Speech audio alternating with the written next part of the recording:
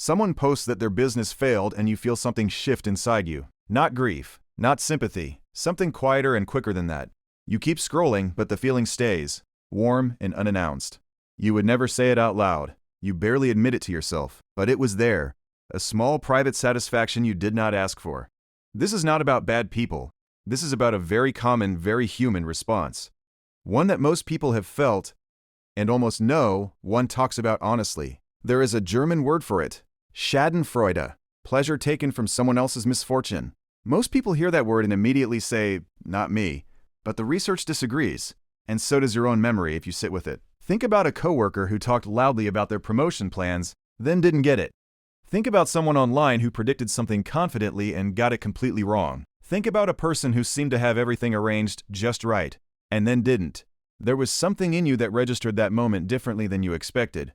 Not cruelty exactly, more like a quiet release of tension you forgot you were holding. That release is the thing worth understanding, because it does not come from nowhere. It is connected to something specific about how you measure yourself against other people. Psychologists call this social comparison. You do it constantly, mostly without realizing it. You look at who is ahead, who is behind, who is catching up.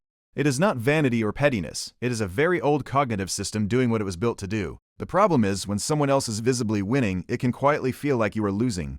Not logically, not consciously, but somewhere in the background the comparison is running. So when they stumble, that comparison recalibrates. The invisible gap closes, at least for a moment. And the brain, which is always measuring, registers that shift as relief. That is what you felt. Not sadism, not hate. Relief from a pressure you are not even naming. The person whose failure triggered it might not even matter to you personally. Sometimes it's a stranger, a politician, someone who represents a category, not a person. Sometimes it is someone you genuinely like but whose success has been quietly uncomfortable to witness. That second one is harder to admit. That the people closest to your own lane bother you most. A friend in the same field, a peer the same age, someone whose wins mirror the gap in your own life. You root for them, publicly, and you mean it most of the time. But when they fail, something loosens, and you feel bad for feeling that. Then you feel bad for feeling bad. That loop, that small shame spiral is more common than almost any psychology video will admit, because admitting it requires sitting with something most people would rather outsource to bad people. The easier story is that only jealous, insecure, or morally weak people feel this. But the data does not support that. Studies show it correlates more with similarity than with character. The closer someone is to your goals, your age, your ambitions, the stronger the response. It is not about being a bad person. It is about how human minds track position in uncertain terrain, and the modern world has made this significantly worse, not by changing human nature, but by giving it a constant, frictionless feed of other people's visible success and visible failure. Before social media, you compared yourself to maybe 30 or 40 people in your immediate life. Now you compare yourself to thousands, across every dimension, in real time. You see the engagement numbers, the followers, the launches, the public milestones. You see the failures too, the draggings, the exposés, the public corrections, and your brain is processing all of it the same way it processed the village 30,000 years ago.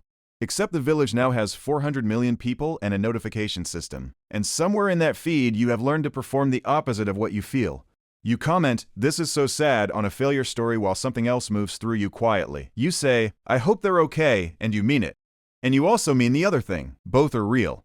That is the uncomfortable part. Humans are not one thing at a time. The performance of sympathy is not always fake. It is often layered over something genuine, but the layer underneath does not get examined because there is no safe language for it, so it lives in the body. A small exhale, a slight loosening of the jaw, a moment of stillness. You put your phone down differently than you usually do. Slightly more settled. That physical signal is information. Your nervous system registered something as good news. Not because you are cruel, because your brain coded someone else's fall as your own stability. That is the mechanism, not malice. A threat reduction system misfiring in modern conditions. But here is where it gets more specific. Because not all failures produce this response equally. You do not feel it when a child is hurt. You do not feel it during genuine tragedy. You feel it most strongly when the failure involves someone who seemed too certain of themselves. Someone who appeared to have more than their share. Someone whose confidence read as arrogance. Someone who, consciously or not, made you feel slightly smaller just by existing in your awareness. When that person stumbles, the response is not just relief. It feels, briefly, like justice. That feeling of justice is important to look at, because it is almost never actually about justice. It is about something that happened to your sense of worth in proximity to that person. You decided, somewhere along the way, that their success was a comment on your lack of it, which it wasn't. But the brain does not always separate those two things cleanly. So the failure of that person feels like the correction of an unfair arrangement. And that corrective feeling is pleasurable in a way that is deeply hard to argue with in the moment. This is also why public failures get so much engagement. It is not just voyeurism or cruelty, it is millions of individual nervous systems simultaneously exhaling at the same thing. The comment sections during a public unraveling are not filled only with cruel people. They are filled with ordinary people experiencing a collective recalibration they cannot name. That does not make the pile-on okay, it makes it more understandable and more dangerous. Because when relief becomes entertainment, you start looking for the next fall before it happens. You start following stories with the faint hope they will collapse. You start rooting for someone's credibility to crack without fully acknowledging that is what you are doing. And when it does crack, you share the story. Not out of cruelty, out of release. That gradual drift from feeling something to seeking it is worth paying attention to, because what begins as an involuntary response can slowly become a habit of consumption, a quiet addiction to other people's downward moments because they briefly lift something in you. The cost of that habit is not obvious at first. It does not feel harmful from the inside, but it slowly trains your attention toward failure, rather than toward your own forward motion. You get better at spotting who is about to fall and less practiced at building what you want. The comparison system, already overworked, gets sharpened in the wrong direction, and the relief never lasts. The next scroll is already loading. The gap reopens immediately, so you need another one and another. And the thing that was supposed to settle you keeps you restless. What actually helps is not suppressing the feeling when it arrives. That is not realistic. It is noticing it, naming it privately, letting it be a signal rather than a verdict on your character. That flash of satisfaction is not proof you are broken or secretly malicious. It is proof your brain is running old social software in a world it was not designed for. The useful question is not, am I a bad person for feeling this? The useful question is, what does this feeling tell me about where I feel behind? Because the people whose failures give you the most relief are almost always in your real territory, your actual goals, your actual timeline, your actual fear about whether you're moving fast enough. That is the map.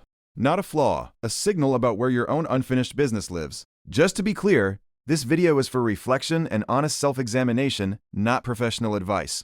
If something here is sitting heavily, a therapist or counselor is the right place to take it. The next time you feel that quiet exhale at someone else's stumble, you do not have to perform guilt. You also do not have to feed it. You can simply notice it, ask what it is pointing at, and return to your own work. That return, small and unglamorous as it sounds, is the only move that actually closes the gap.